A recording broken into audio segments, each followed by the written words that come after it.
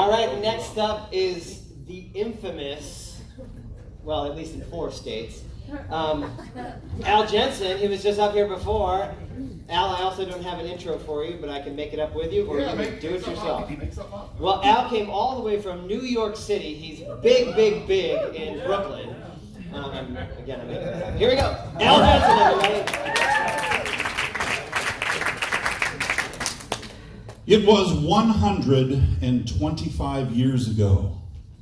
It was Friday afternoon at 5 o'clock.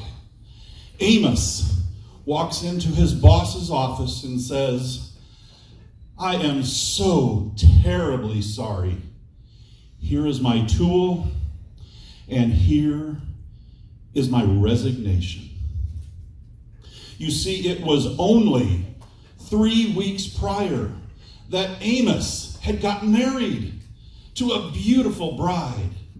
Amos and his bride lived in the Great White North. That's Canada, for those of you who are not familiar. Amos lived with his beautiful new wife in the Great White North, and surprise, she was with child. Amos did not have a job and wondered how was he going to care for not only his wife, but his new child. Amos realized it was time to step up. It was time to be a man. It was time to take responsibility. Amos went to the livery company in town, asked, "My fair man, do you have a job for me?" "Amos, I'm sorry, we do not have work for you."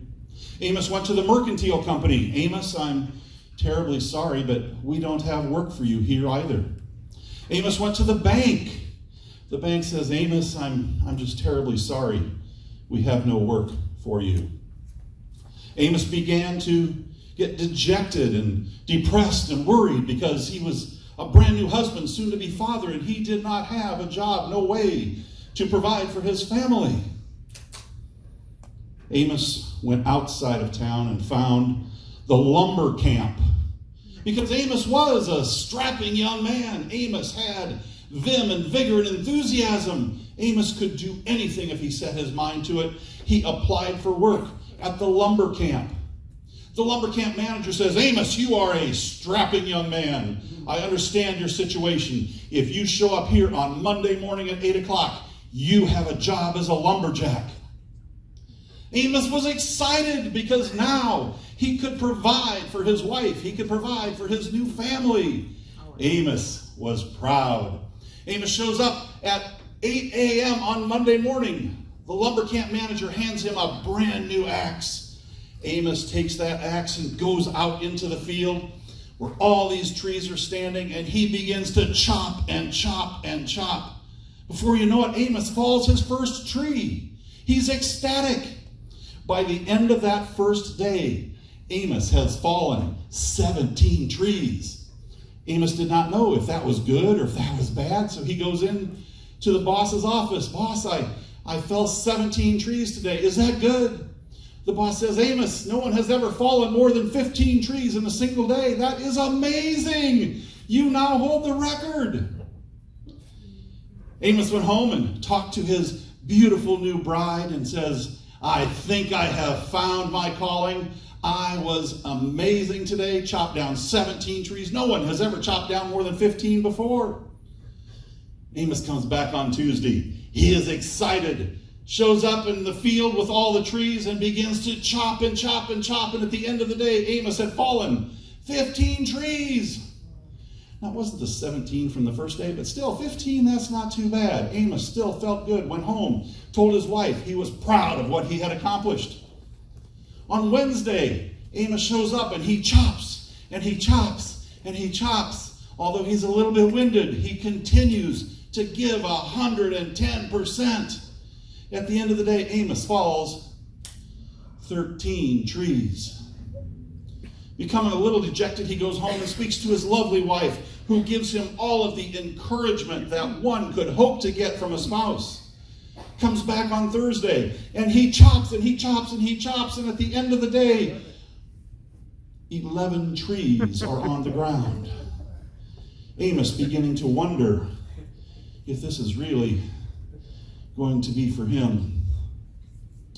On Friday, Amos shows up with renewed vigor and vim and enthusiasm. He is determined to give 150% on this day and get back to that 15 to 17 tree record. So Amos goes out into the field and chops and chops and chops. And at the end of the day, Amos had fallen. But 9 trees. His hands calloused, bruised and bloody. He wonders if in fact he has made a mistake when he goes into the boss and says, "I'm terribly sorry. Apparently this is not for me. Here is my axe. Here is my resignation." The boss says, "Amos, before I accept this resignation and your axe, I have but one question for you. When is the last time you sharpened your axe?" Amos says, "Sharpen my axe? What are you talking about? I've been so busy chopping down trees. I've not had time to sharpen my axe." Got a question for you. When's the last time you sharpened your axe? When's the last time you sharpened your storytelling skills? When's the last time you worked with a speaker coach to develop a compelling story from the platform? You see, much like Amos learned, it's not about working harder. It's not about giving 110 or even 150%. You just can't will it. You have to keep your axe sharp. You have to continue to work at the skills, the God-given talents that you've been given. You have to continue to keep those skills sharp. Kudos to you for coming to this event where you are working on developing your skills. If you would like to be a more effective presenter from the platform, I invite you to take out your smart devices right now and text the word SPEAK, S-P-E-A-K, to 555-888. I will then send you my report entitled "The 3 Biggest Mistakes That Emerging Speakers Make," and more importantly, how to avoid those mistakes. Speak to 555-888. And I want you to learn from the lesson that Amos learned the hard way. I want you to understand the importance, the critical importance of keeping your axe sharpened. Thank you, ladies and gentlemen.